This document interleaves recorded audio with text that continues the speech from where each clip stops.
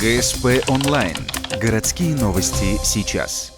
Пятница, 16:00. Общественная приемная главы республики. Прямая линия на тему уклонения от службы в армии. Присутствуют представители прокуратуры и начальник отделения учета граждан, подлежащих призыву. В течение часа ни одного звонка или личного обращения.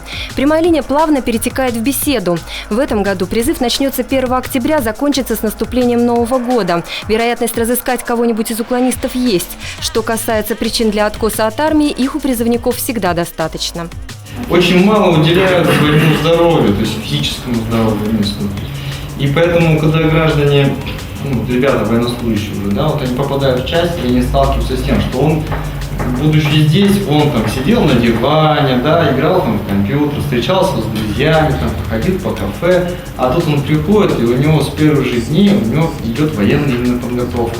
По привлечению к уголовной ответственности за уклонение от армии Ухта на первом месте в республике. За 2015 год заведено 35 уголовных дел. Из них в суд направлено 25, 10 все еще в производстве. По словам специалистов, первопричина, удерживающая на гражданке, хорошо оплачиваемая работа. Также для многих перевешивают семья и дети. Не пугают ни штрафы, ни уголовная ответственность. В этом году за уклонение осуждены 2 ухтинцев.